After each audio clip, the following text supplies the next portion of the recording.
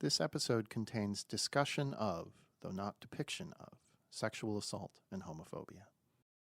Arden is a production of Wayface Industries. The good people. Especially Gina. Previously on Arden. Do you remember where you were when you found out that Julie Capsum was gone? Pretty soon, it seemed like she was our next big star. You're supposed to be interviewing Cale McPherson tomorrow. That's Ralph Montgomery. The Halloween story, the relationship that burned hot and burned fast, then simmered over a year into tragedy. It's all wrong. You think I recall every extra on my set? Let's say you and I shake out the other end of our revelations from the last time. You mean Mr. Poins? I will even admit that my office conducted its own investigation of Julie's disappearance. Cale McPherson. His films are absolutely notorious for the party scene, and even by Hollywood standards, these parties are wild. You know that Julie didn't get along with her parents, right? The last pages of that report are for the only people who deserve to have them. Robert and Kathleen Capsum. Julie, my daughter is dead. She knows we're recording, right? This is the first time Bea's ever been the last one to the studio, much less late.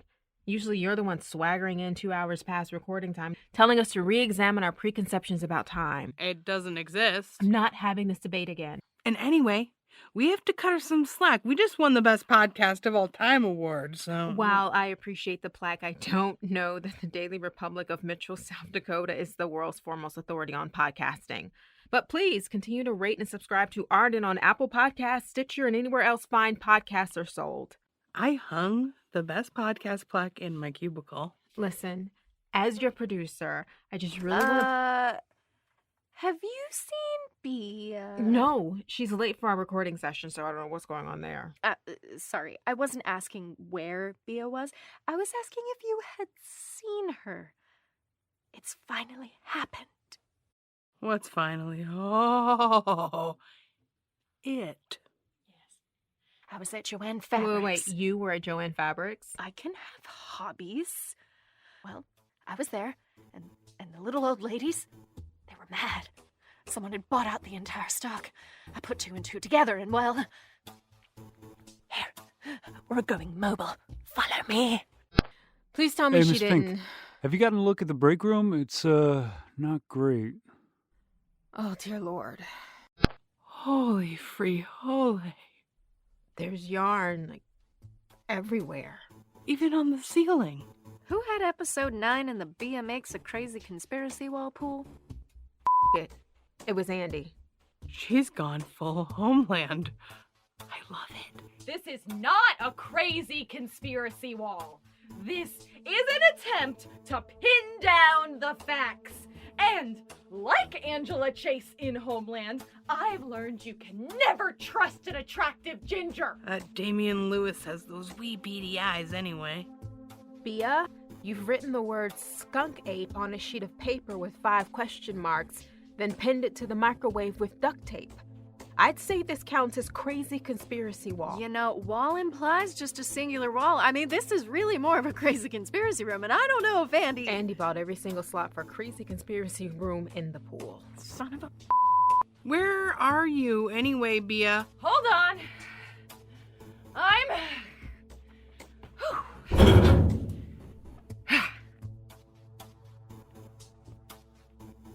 Oh, say, we didn't have anything to worry about. She was behind the fridge the whole time. You laugh and mock, but I've been here since last night. Clearly. And I have it all figured out. Oh, I get it. This is an episode where we switch personalities. Fun! On December 25th, 2007, somewhere around 11 p.m., Julie Capsum ran her car off the road and into a tree in the middle of Northern California's most desolate stretch of major highway, halfway between Eureka and Crescent City, California. One witness saw her pacing outside her car, but by the time the police arrived, she had vanished. While dogs picked up her scent headed into the trees, it disappeared in the middle of a forest clearing.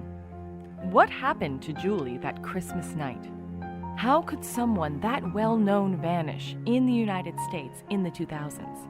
And why has this case haunted us ever since? Each week, we'll explore a different part of the story and see if we can't untangle this web and find the answers. Join us, won't you, as we unravel the mystery on Arden.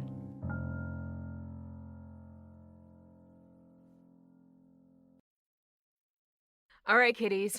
We've only got a few episodes left, and Kaisley's having some sort of a psychological episode. It's not a psychological episode. I'm really close to figuring this thing out. Look, if anyone's going to solve this mystery... I'm heading this off at the pass before you two eat up another episode with senseless arguing. Let's start in the obvious place. What was in the final pages of the report that Robert Capsum commissioned?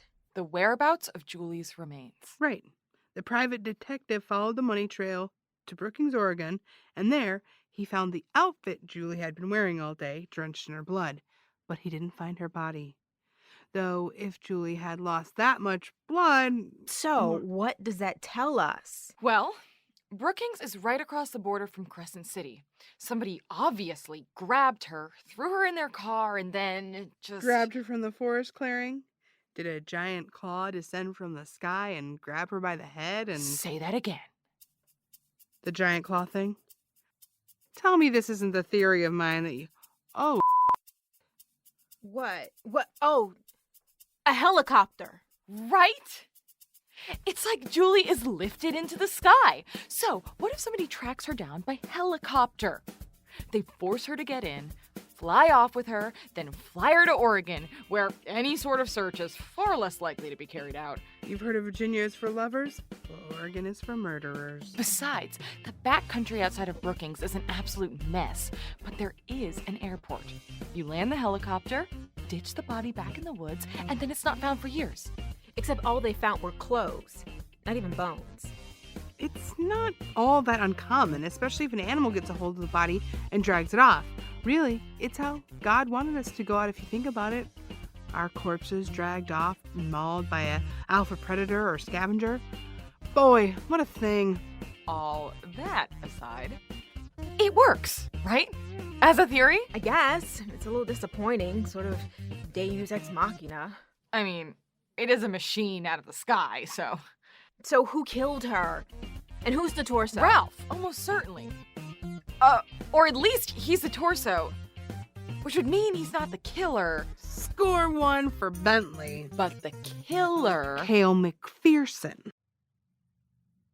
I thought I was supposed to be the crazy one in this episode. No, I'm serious. If any one of those Hollywood stories are true, we know he's violent. We know he's tied to Julie and Ralph, and so... No, that's still a really big stab in the dark. Editors, can you Not even a little bit. Have you listened to the news today? At all? He's all over it. As established, I was engaging in some creative arts and crafts in the break room. This LA Times report is certainly interesting. What's it say?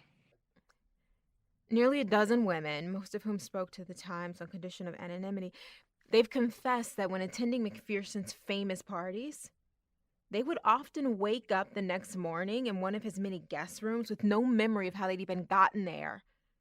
Some even insist that they had nothing to drink. Oh, gross. And to think I liked his... Oh, it goes on from there. I can fill in the blanks. Maybe I'll burn my copy of Standing Casual. So Cale did it. I mean, Cale has the money and the opportunity, and we know that Julie went to one of his parties. But at the same time, it's a long way from serial sexual assault to coming up with an elaborate scheme to murder two people. Even the story that Kathy told us the last time about that fight he got into, it was a heat-of-the-moment attack versus something planned. Suppose Julie's gonna come clean about what happened to her. Say the wild child thing was caused by this older, more powerful man she trusted doing something awful to her. Then how is Ralph involved? He's her witness. He was on the set for Guinevere. He was her friend. Maybe he was even her boyfriend. Remember, it's the 2000s, okay? So people are a lot more likely to believe a woman if a dude's backing her up. So much has changed. So that's what's got Julie and Ralph so worried that last weekend.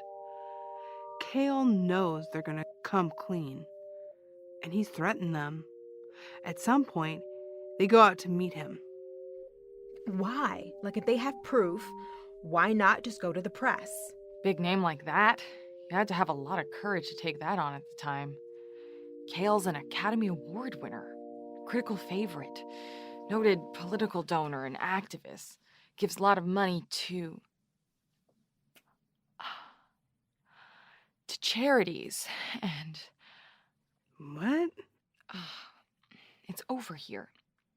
Oh, crap, I thought it was over here. You need help? No, you both keep talking. I swear I saw it. So why did they meet Kale if they're going to expose him? Maybe he's gonna pay them off. Julie doesn't need money. But Ralph does. So he goes alone? Yeah, after emptying his bank account? I mean... Or he's rattled. Kale threatens him. So he decides to go on the run. He takes all the money and is headed out of town. He likes Julie, but he's not going to die for her. Except he does. Somehow, Kale finds out what Ralph's up to and catches up with him.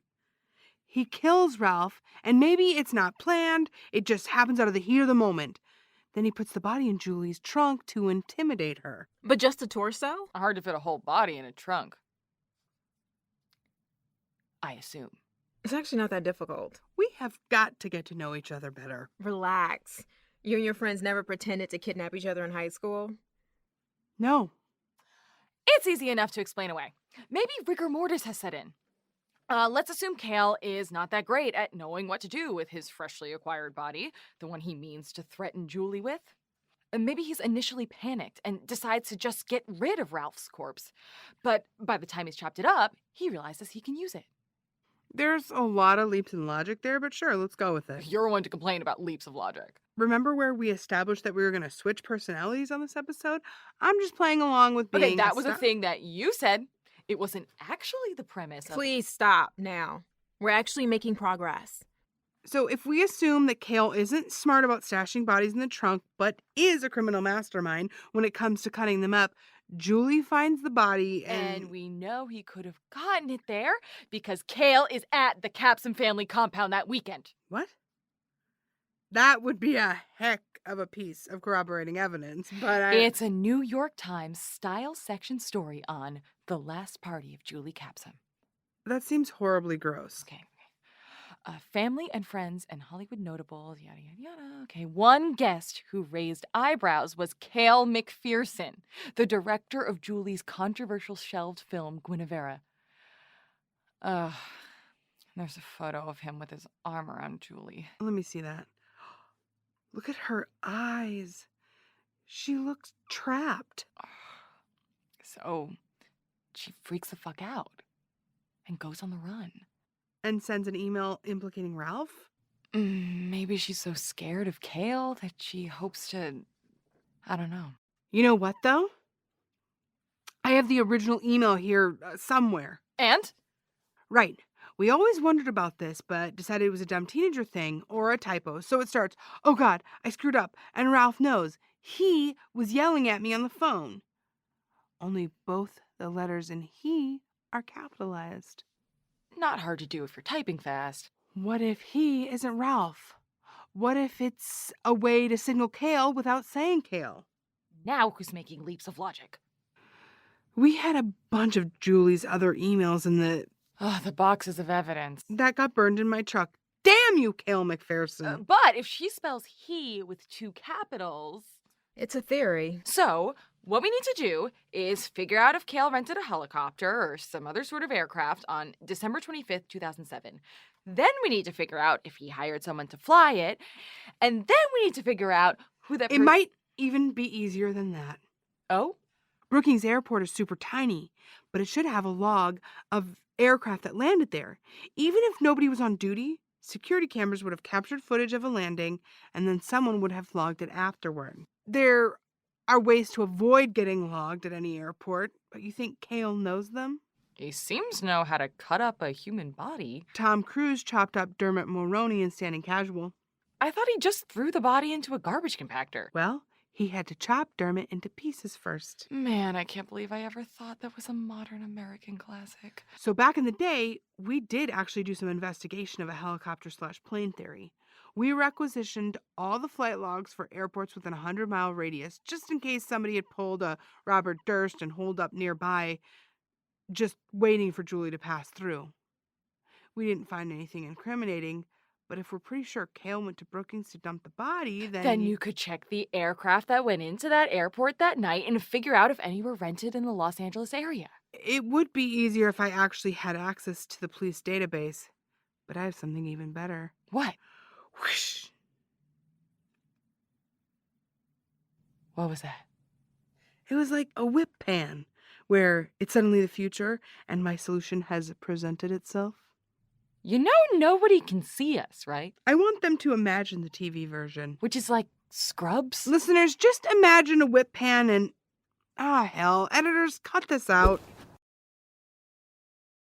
Got what you wanted, boss. And we didn't have to delve into how exactly you acquired that information, because we have suspended our disbelief to understand that you could. Or we just want the answers already. That too. So did anybody fly into Brookings? For Christ's sakes, Just one small aircraft, a little Cessna 172, that's basically a crop duster, registered to and presumably flown by one Daniel Lewis Baxter. Did you find Baxter? I didn't realize I was supposed to. I thought... We don't need to track him down. We've already spoken to him. Huh? I mean, not on the show, but in general. Daniel Lewis Baxter? Oh, That's the name of Natalie Thomas's husband. Do you have a radio station, a podcast, an audiobook, a spoken word tone poem about the futility of life on Earth? Are you up to your eyeballs in audition tapes from people who are begging, nay, pleading to read your advertisements live on air? Can you just not be bothered to listen to all of them? Hi, I'm Andy Wayface, Times Man of the Year 2006. wasn't that the year everybody was Person of the Year? Because the winner was you, and then they had the Times mirror. Man of the Year 2006.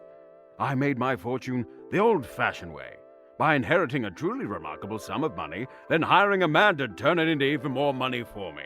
And now, I want to help you make your fortune by indulging in my true passion, reading ads on podcasts and radio programs.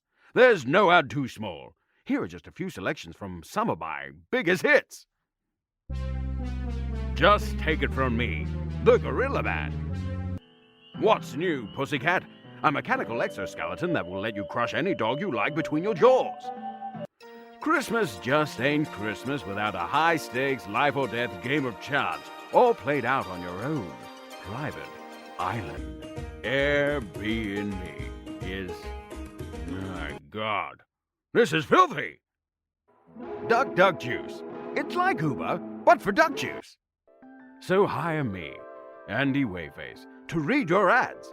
My rates are eminently reasonable, and I come complete with an entire production team. Okay, we're not producing your... An entire production team. Look me up in the phone book under Andy Wayface, fame and fortune opportunities. Hire Andy Wayface today. Hey, it's Natalie. Please leave a message. She must be screening our calls. We were getting along so well. You have any luck getting in touch with Cale McPherson? Yeah, like he's not hiding behind 50 levels of lawyers. Did you even try? I bought one of those maps to the stars. He moved to New York in 2014. Okay, then no, I did not try. Look, if we're only going to speculate that he committed murder, it's important for us to reach out and ask him for comment, or his legal team, or whatever. So let's just say we did that. We can't just say we did that. Well, if the listeners are listening to this, then we did, because it would be deeply unethical to air it without... Mr. McPherson's lawyers provided us with this statement. Mr. McPherson denies all wrongdoing he is accused of, thanks to salacious gossip, mostly from unnamed rumor mongers. He especially denies that anything untoward happened with Julie Capsum, who was a minor at the time he knew her. Their relationship was completely professional, and Mr. McPherson regrets the untimely events that surrounded such a promising young actress. Smells like horse to me. Maybe we need to take a step back. We're going a mile a minute here. Because we're so close. Okay. How is Natalie involved? Or her now husband, at least. Rosalind, did you figure out how long Natalie and Daniel have been together? Neither would accept my friend request, but they filed a wedding license in the Los Angeles County Courthouse in 2011, and their oldest child, a boy, was born in 2014. Their younger child, a girl, was born Got it. So maybe it's all a weird coincidence? The man who just happens to fly into an airport where Julie's personal effects are found the night she disappears also just happens to marry her best friend? Boy, imagine the awkward conversation. Now that we've had 2 kids together, I need to tell you about that time I was involved in a conspiracy to kill your best friend. Did they give their kids super LA hippie names? They live over in Silver Lake. I bet they did. Well, their daughter's name is Chinestra, and they call her Chi because, and I quote, from Natalie's still public Instagram, "She's realigned the energies of my heart." Oh. What? None of you have ever held a baby before? I try Just not my to. niece. Casely! All right. High five. At least we can agree kids are the worst. Do you want to know what Chi's big brother's name is? We should really get back I to the do. case. Very much so. Tim. Short for Timothy. Sometimes they just go where you expect, folks. There's only one way to figure this out. Hey, it's Natalie. Maybe we're thinking about all this. Oh, good. Maybe it's Natalie. Caller ID says Lorena Christopher, the podcast host? Oh, yes. I should take this. What was that? Bea and Lorena are dating. You didn't know? Yeah, they hit it off at PodCon. I mean, really, if you listen to the behind-the-scenes This is the first I'm hearing about it. Oh, you evidently missed. Did you hear about the date I went on last night with Lorena Christopher? Day. Yeah, she was insufferable, but she was also happy, so she brought bagels. Yeah, so we got something out of it at least. And now you know what it means every time she brings in bagels. I've eaten those bagels. So Casey's into snobs? Well, yes. Every time she brings a new beau by, man or woman, that person's basically Bea, but more so. Like they met at a dating service for pedantics. And I always thought opposites attracted. True enough. What do you think she and Lorena do on dates? Correct each other's grammar? Probably go to the movies and call it the cinema. Hey, Brenda, you okay? Oh. You had a crush, didn't you? Of course not. Everything about Casey drives me up the wall. Mm-hmm. Spoken like a true Meg Ryan protagonist. Now, you remember that werewolf film that she did? It was like in the 90s. Whatever. I just thought Casey and I were friends. And when you're friends, you talk about stuff like that. You know, like if you have a new relationship you're excited about. Oh, so if you had a new relationship... Casey would be the first person I'd tell. I'm hurt. Then you see what I mean. I was kidding. Also, I feel like you'd magically already know somehow. So. Yeah, I totally would. I have a way about me. And I go through all of your trash cans at night. It's not a big deal. It's not. It's just... Sorry. Just had a couple of things to hash out. Pamela, can I take Friday I'm off? really glad you're happy, Bea. Really glad. What was that? Don't worry about it. You can take Friday off. Just, clean the break room. Right. On it. And obviously, if we get any closer to breaking this case, I'll rethink my plans. I honestly think we might be further off than we were when we started this whole podcast. You sure Brenda's okay? She has weird ideas about friendship. Hey folks, your old pal Brenda Bentley here. And I just wanted to clarify some things. And this time I know enough about the magic of radio to not broadcast my every thought to the entire station. Look, I know how this works, right? I'm not dumb. You heard how upset I got back there, and you've concluded that this whole mystery thing is just a ruse to let 2 crazy kids who seem like they hate each other, but secretly can't live without each other, fall in love. And I also know that the more I deny thinking Casely is the bee's knees, the more you're going to think that I'm lying. And you know what? I'll admit it. If I met her in a bar or come across her on way date, sure, I'd have flirted a little bit. I'm attractive. She's almost as attractive. We're both adults. That's how it goes. But I didn't meet her in a bar. I didn't find her on some app. We have a whole history. We're coworkers. We're not just randos. And I do think of her as a friend, I guess.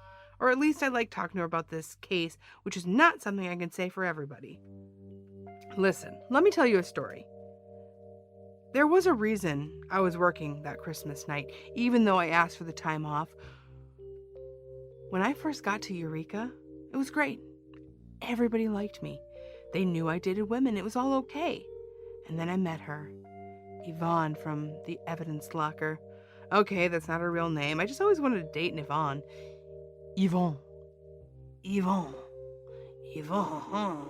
It was a short thing, but oh boy, I'm going to censor myself here. Suffice it to say, it was about 3 weeks and then it was over. And it wasn't by my choice. And after that, it was like some switch flipped in everybody. Like, the thought that I might date a woman was fine in theory, but when it was someone they knew, someone they gossiped with, and then I had to wonder if they were gossiping about me. If Yvonne had told them anything about who I was when I wasn't on the clock. If I had betrayed myself by falling so hard and so fast for a woman I barely knew. Like, I get that's the risk that we take when we date a coworker, but I learned my lesson. The whole precinct, one by one, they all kind of turned on me. Not in a way that you could notice, just in that way where people would be talking, and I would come over, and they'd keep laughing at each other's jokes, and even mine, but a little more hollowly.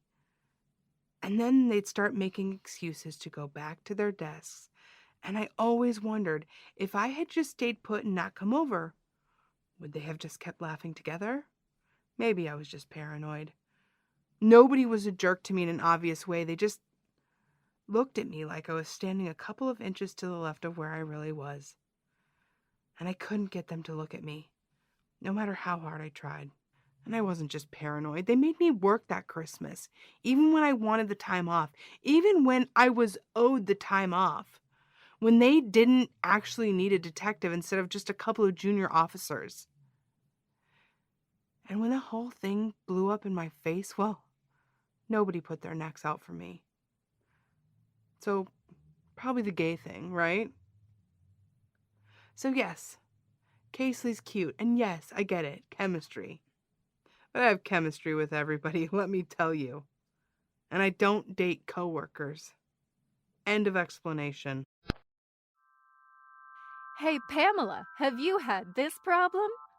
What problem is that, Rosalind? You're making a little food for yourself in the kitchen, just jamming out to some tunes, but you can barely hear them because you're playing them in the other room. Wow, that is a problem.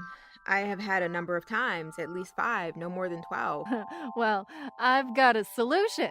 The Wave-Face Speaker Now or Forever Hold Your Jam system. It's cutting-edge speaker quality, and it will sound like it's right in the room next to you. And, even better, you don't have to buy a complicated series of speakers to set it up, because who has the time? I certainly do not have the time. Let me demonstrate it for you. Just set the Wave-Face Speaker Now system up next to whatever you need to make louder, and it does all the work. Wow, you're so loud. I know, No, maybe turn in the other direction. Well, volume won't be a problem anymore. And even better, you can buy the Wave-Face analog system for just $35. But why just listen to me? Wait. Okay, so this really is just like a high school cheerleader megaphone with Wave-Face awkwardly printed on it. Okay. Sure. Go Wave-Face Industries and or Armor Packers. Do I sound louder to you now? Oh, sure. That's how sound works, right? Yeah, you just sound so lifelike. I think I'm supposed to say that. Oh, right. Sorry. You sound so lifelike. Like I'm in the same room? You bet. So get down to Waymart today and pick up your very own Speaker Now or Forever Hold Your Jams system. How was that? That was... that was good. Yeah, good.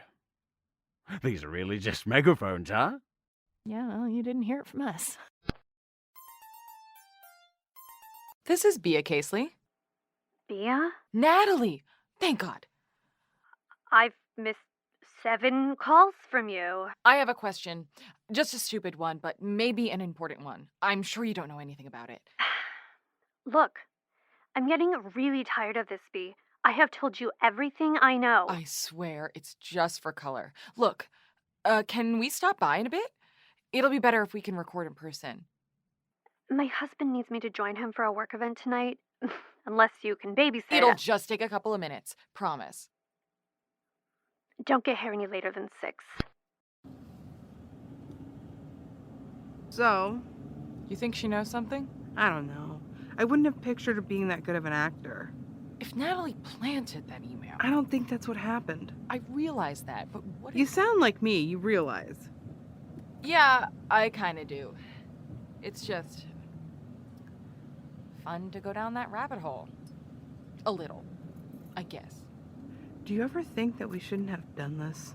Not really. I mean, these people had lives, and then we came along If one of them killed Julie, or forced her to run away... I know. That's the upside. But unless every single person we've talked to was in on it, it's just a lot. Sure.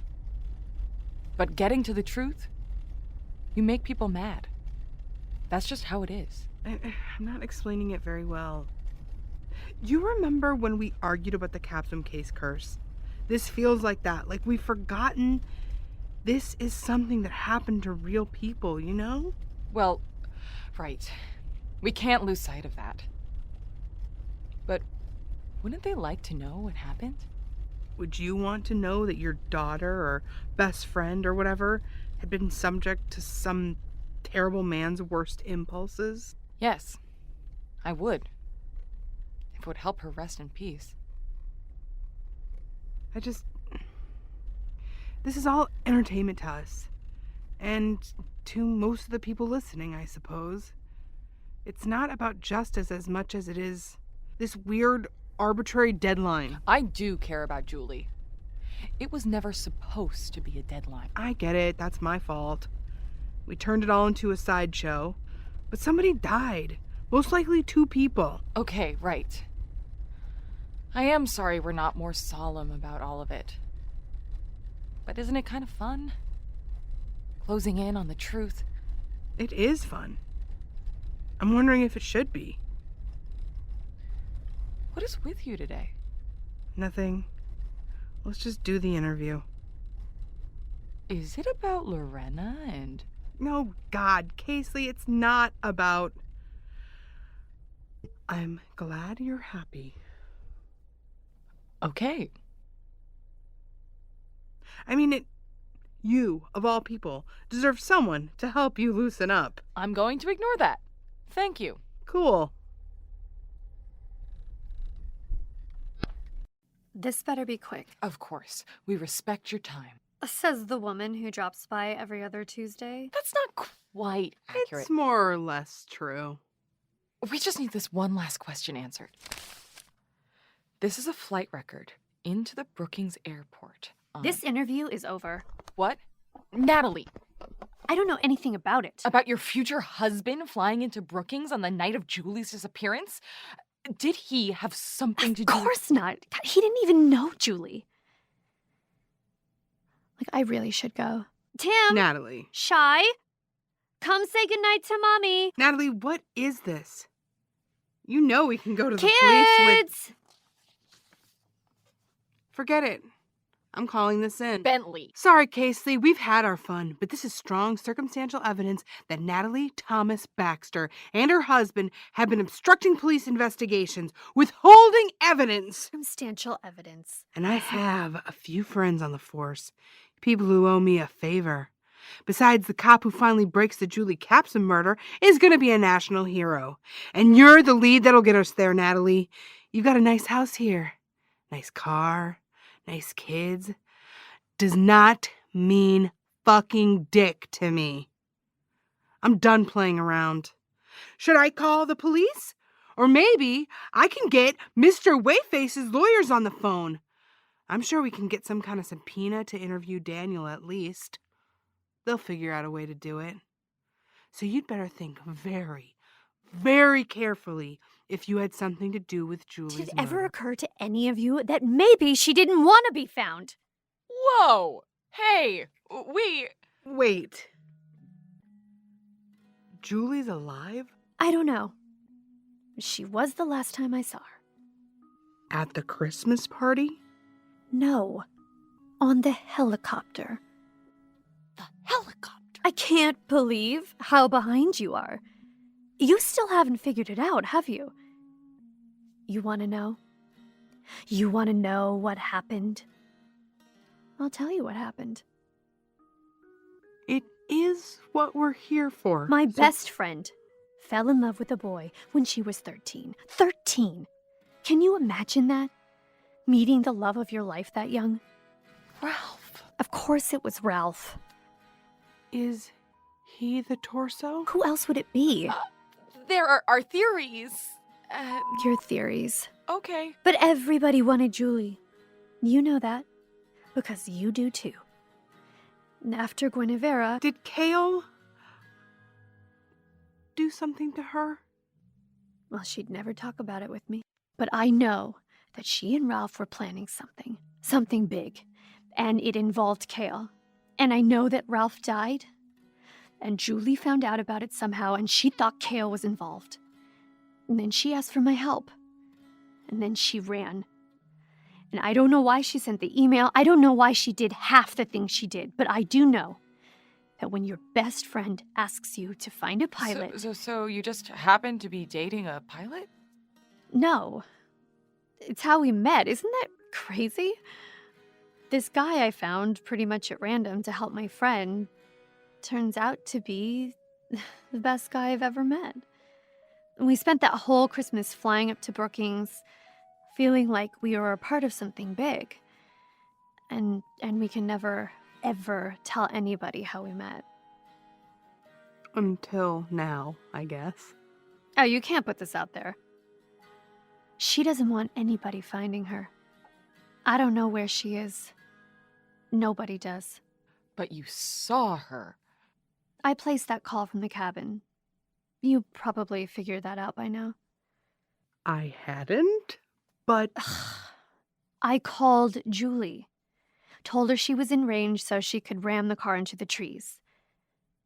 We didn't count on Gerald finding her, and I'm so sorry about what happened to him. Really, I am. But you have to understand... If Julie came back now, she'd be a legend. No, she wouldn't. They would find a way to make her look like a scared kid, because that's what she was. In the end. So you place the call. I meet her in the woods, and we meet up in the helicopter. Flown by Dan, of course. He takes us up to Brookings, where I put her on the plane with him.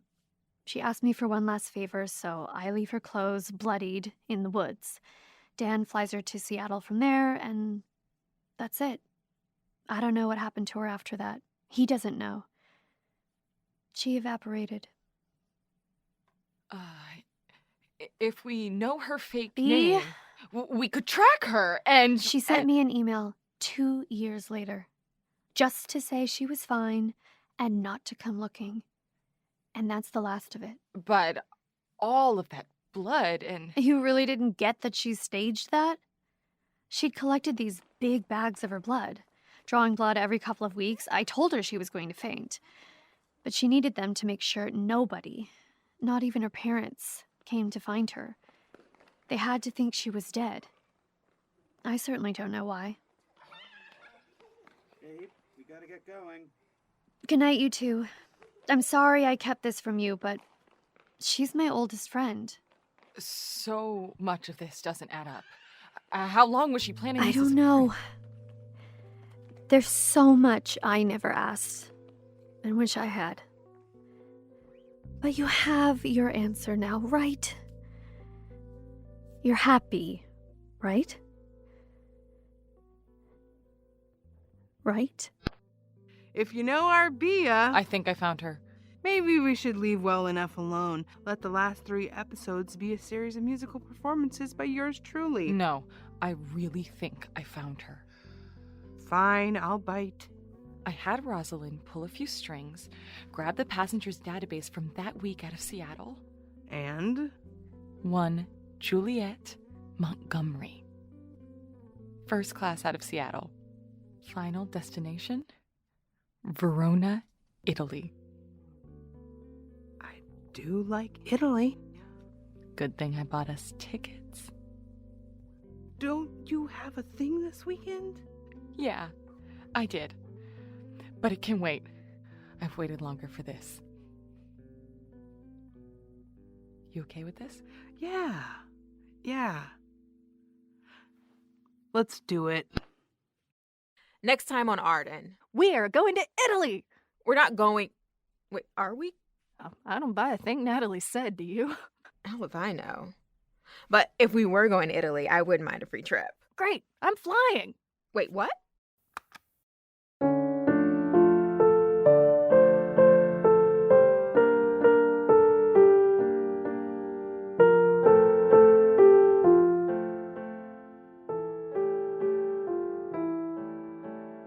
Arden is created by Emily Vanderwerf, Christopher Dole, and Sarah Golub.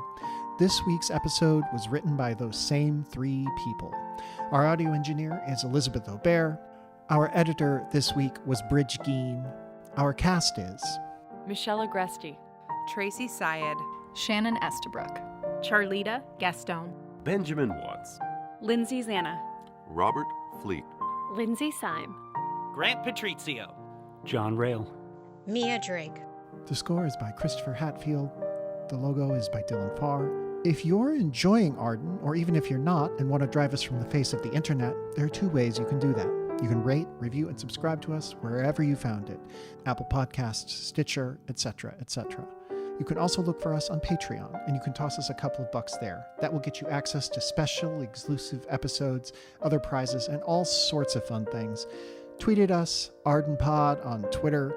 Our website is ardenpodcast.com. We are also on Facebook, Instagram, Tumblr. You can come and talk to us there if you really want to. As always, our head of props was Lindsay Syme. Come back next week for more adventures in Arden. Thank you. Good night.